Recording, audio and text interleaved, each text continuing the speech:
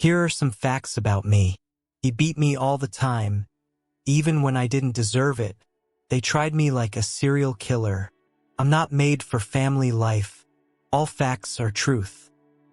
I am Michael Jackson, an American singer, songwriter, and dancer, known as the King of Pop for revolutionizing the music industry with my groundbreaking albums and performances. I am ashamed of some things, and some things almost destroyed me. However, it is an integral part of my life. It proves that famous people have the same problems and life challenges as everyone else. Now, all about it in more detail. Section 1. He beat me all the time, even when I didn't deserve it. I don't know if I'll ever be able to fully explain what it was like growing up in my house. It wasn't like other families I saw around me. It wasn't the warm, loving place that people think childhood should be. My father, Joe, had a dream for us, but it wasn't one that he communicated with love. He had a vision of success, and he pushed us relentlessly toward that vision, especially me. It wasn't just about making music or performing. It was about achieving something he thought was the only thing worth living for. The pressure was immense, but more than that, there was the constant fear. I've talked about my childhood in interviews before, and I've said things about my father that make people uncomfortable. But it's the truth, and I can't run away from it. The abuse started early. I was only 5 or 6 years old when my father first made me feel like I wasn't good enough. He would criticize me constantly, telling me I wasn't trying hard enough, that I wasn't good enough no matter how much I practiced. He wouldn't let up. And when I made mistakes on stage, when I wasn't perfect, he'd call me out in front of everyone. He had this harsh, unrelenting way of pushing me, physically, emotionally, verbally. He'd sometimes hit me, slap me when he thought I wasn't working hard enough or when I didn't meet his expectations. Those moments, those instances when he showed me his anger, left me terrified. It was like there was this constant pressure to be perfect, and no matter how hard I tried, it was never enough. There were moments when I would practice for hours, days even, but he would always find something to criticize. It wasn't love. It wasn't support. It was criticism without any positive reinforcement. There was never a moment where I felt I had done enough to make him proud. I didn't know how to please him, and that confusion has followed me through my entire life. And I was just a child, still learning how to navigate the world. Yet he was treating me like a grown man, pushing me to my limits. And then there was the emotional side of it, the constant belittling, the comparison to my brothers. He would always tell me that I had to be the best, that I had to be something great, that I had to do it for the family. But in his eyes, it was never about me as a person. It wasn't about who I was or who I could be. It was about what I could give him, what I could give to the family. And when I couldn't meet those expectations, the shame and self-doubt just ate away at me. I felt like I wasn't enough. And the more I tried to make up for it, the more I just felt like I was failing. I didn't understand it at the time, but the emotional and physical abuse left scars that would stay with me for the rest of my life. They say that childhood trauma can shape who you are as an adult, and I believe that. I think that's part of why I've struggled with my own identity, with my sense of self-worth.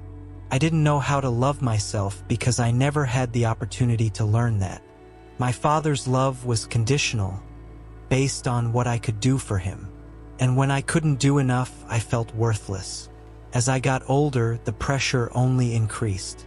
I started to carry the weight of those expectations with me everywhere I went. And it wasn't just about the music or performing.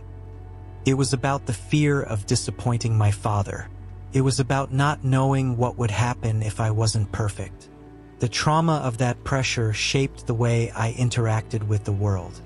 I was constantly trying to prove myself, to prove that I was worthy of love, worthy of respect, worthy of success. But deep down, I wasn't sure if I had ever truly earned it. But there were some things that kept me going.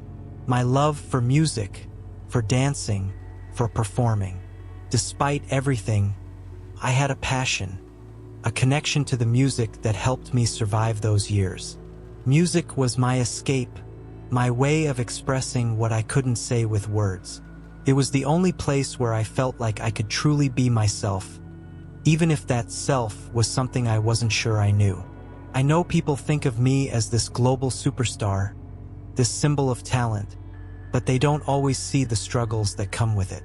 They don't always see the child who was trying to survive in a world where love was conditional, where every mistake was magnified, and where the fear of never being enough seemed to consume me. I wasn't just an entertainer. I was someone who had been shaped by a painful and abusive past, someone who was constantly trying to find a way to heal from the scars of that childhood. And then there was the effect it had on my relationships. Because of my childhood, I had a hard time trusting people, letting them get close. I didn't know how to build relationships where I wasn't constantly afraid of being rejected or criticized. I didn't know how to have the kind of love that felt unconditional, the kind of love that I didn't have to work for.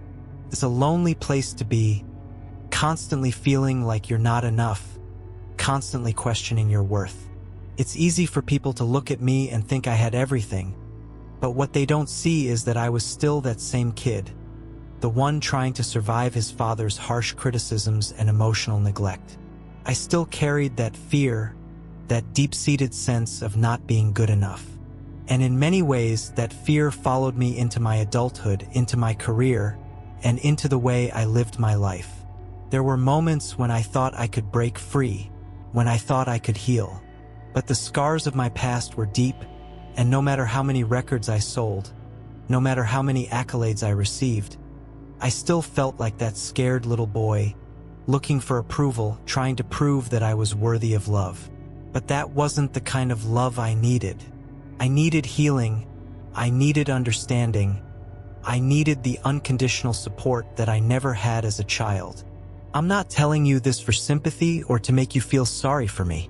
I'm telling you because I think it's important for people to understand that there's always more to a story than what you see on the surface.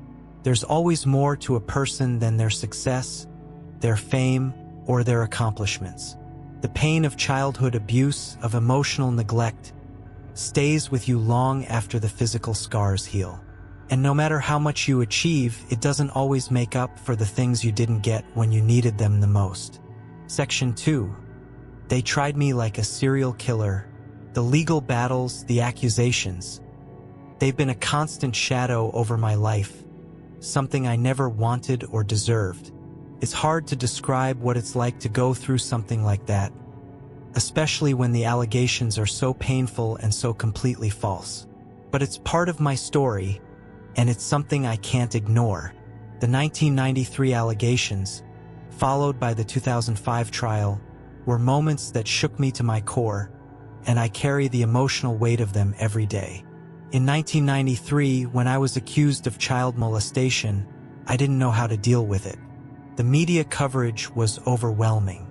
The accusations, false as they were, spread like wildfire. People started to believe them, and no matter how hard I tried to explain myself, it felt like the world was turning against me. I've always had a love for children, always believed in their innocence and purity. To me, they were not only friends, they were the future, they were the joy of the world.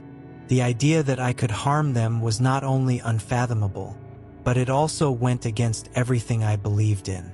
But despite my innocence, I was thrust into a battle that felt like it would never end. The truth is, I've always been someone who wanted to protect children. I've always been drawn to their purity, their honesty. I never had a proper childhood myself, so I wanted to provide them with the kind of love and care that I never got. I opened my home to children, whether it was through the Make-A-Wish Foundation or just inviting them over to Neverland to give them a day of fun, something to remember. It was about creating joy, creating memories, not about anything sinister. But that's not how the world saw it. To them, my actions were suspicious, even though I never did anything but offer love and care. I wanted them to experience something magical because I never had that magic myself as a child. When the 1993 accusations came, It felt like everything I had worked for, everything I had built, was suddenly at risk. The media didn't give me a chance to speak for myself. Instead, they sensationalized the case, made it about something twisted, something unnatural. I couldn't understand why. The pressure was immense, and the toll on my mental and emotional health was unlike anything I had ever experienced. The rumors and the scrutiny made it almost impossible for me to go out in public. I felt like I was drowning. I couldn't escape the whispers, the judgment, the accusations that came with being famous. Every time I went out, I saw people looking at me differently, and I knew it was because of the lies they had been fed. I felt isolated, like I was fighting a battle no one could see, and the more I tried to prove my innocence, the more they seemed determined to tear me down. Despite all of that, I fought back. I knew the truth, and I wasn't going to let anyone take that away from me. The case was settled out of court in 1994, and while I was able to move on, the damage was already done. My reputation had been tarnished, and it would never be the same again. The public image of me had shifted, and no matter how much I tried to prove my innocence, the media never let go of the story. Then, in 2005, the trial came again. This time, the accusations were more specific. It was even more intense, and the stakes were higher. But again, I stood firm. I knew I had nothing to hide, and I was determined to clear my name. The trial lasted for months, and during that time, I was under a microscope. Every aspect of my life was dissected, scrutinized, twisted into something ugly. It wasn't just about the case. It was about me as a person, about destroying my life, my reputation, and everything I stood for.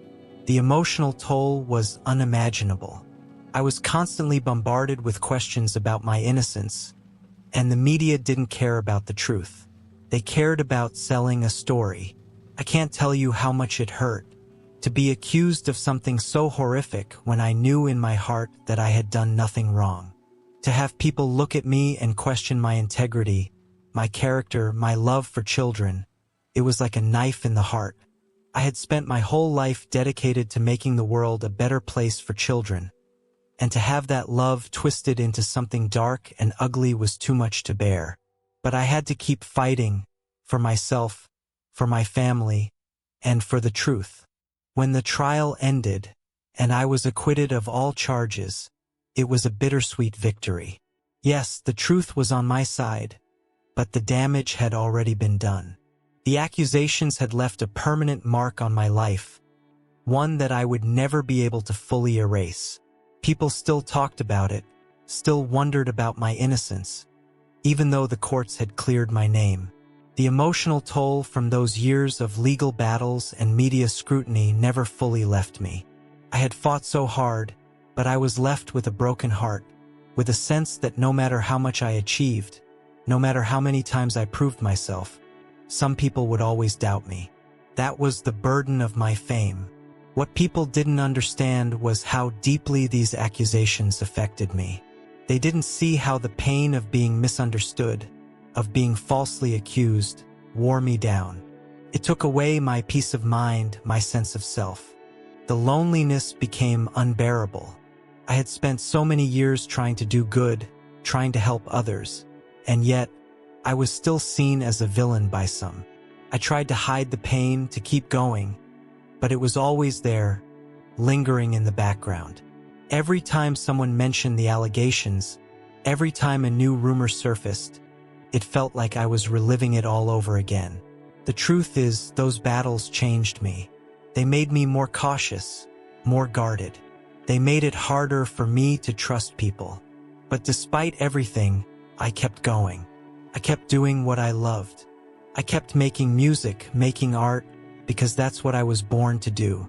And I kept loving children because that was always my mission, my purpose, to give them joy, to give them the childhood I never had. But there's always a price. And for me, that price was a lifetime of doubt, a lifetime of questioning my motives, my innocence. The allegations will always be part of my story, but they don't define me. I know who I am, and I know what I stand for. And I hope that, over time, people can see that too. Section 3. I'm not made for family life. My family life, like many aspects of my existence, was often overshadowed by the weight of my fame. It's hard to describe how difficult it was to try to maintain a personal life under such intense public scrutiny. In many ways, my relationships felt like they were always being watched, always under a microscope. It made everything more complicated. Nothing felt private. Nothing felt real. My first marriage to Lisa Marie Presley was one of the most intense experiences of my life, but it was also fraught with difficulty from the start. We were both famous, both under the public's gaze, and that added a layer of strain that I don't think either of us anticipated. There were so many expectations. People wanted to know if our marriage was real, if it was just a publicity stunt. The constant pressure was unbearable at times. We were both young, both trying to figure out how to navigate our relationship while dealing with the weight of our family's legacies and the pressures of fame. I had been married before, and I knew how much work it took, but the scrutiny we faced was unlike anything I had ever experienced. We both struggled with our individual issues. Lisa Marie had her own challenges, and I had mine. Despite the love I had for her, the marriage didn't last. After less than 2 years, we divorced. That period of my life was filled with a sense of loss and confusion. I was still trying to find my own identity amidst all the chaos that surrounded me, and the breakdown of that relationship felt like yet another personal failure. My second marriage to Debbie Rowe was also short-lived, and I don't think either of us expected it to end the way it did. It wasn't an easy decision to marry her, but it was something I felt I had to do at the time. We had 2 children together, and I deeply wanted to be a father. But as with my first marriage, the pressure of my public life seemed to suffocate the relationship. There were many misunderstandings between us, and in the end, it was clear that we were both struggling in our own ways.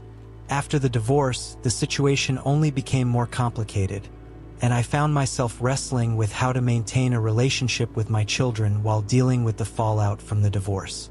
I had always wanted to be a father, to be a good one, but after my marriage to Debbie ended, it felt like I was fighting an uphill battle. I had all the love in the world to give, but sometimes it felt like no matter how hard I tried, I couldn't bridge the gap between my children and me. I remember the challenges of trying to maintain a relationship with them when I wasn't living with them. It was hard to be away from them, to miss so many milestones in their lives, especially when the world seemed to view me as this distant, almost alien figure. My love for my children was always there, but the emotional toll of my personal life took its toll on those bonds. As a parent, I struggled with balancing my role as a father with my status as a celebrity. It was difficult to be involved in my children's lives when there were so many people trying to tell me how I should parent, what I should do, and what was best for my family. I didn't always have the answers, and I didn't always get it right, but I always tried to give them everything I could. I wanted to create a life for them that was as normal as possible, despite the circumstances we were all living under. But it wasn't easy. My children grew up in a world that I didn't grow up in, a world where every move they made was scrutinized, and I was their father in a way that felt more like a performance than a private relationship. The media often portrayed me as a bad father, or they focused on my unconventional parenting style.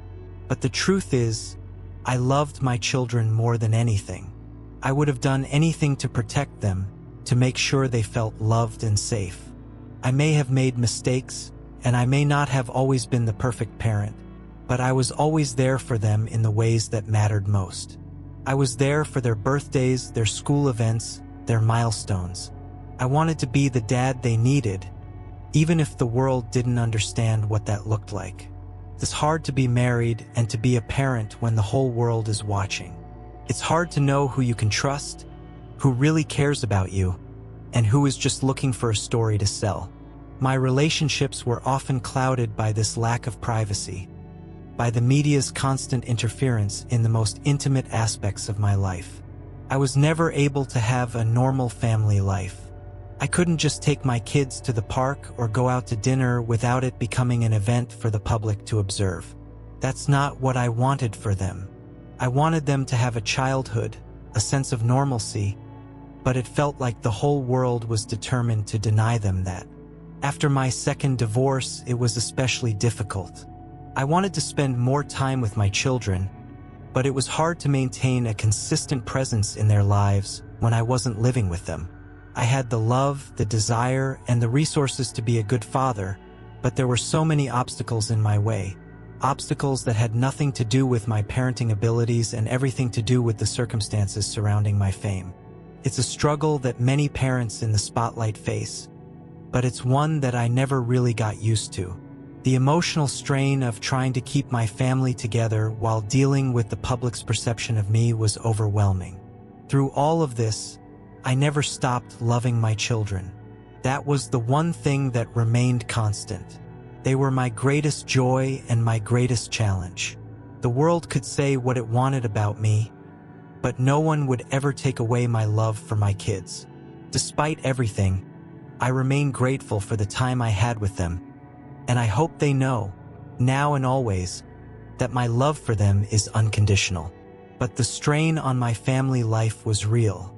The pressure of my fame, the divorces, the battles over custody, all of it took a toll. I often felt isolated, cut off from the very thing I longed for, a real, connected family life.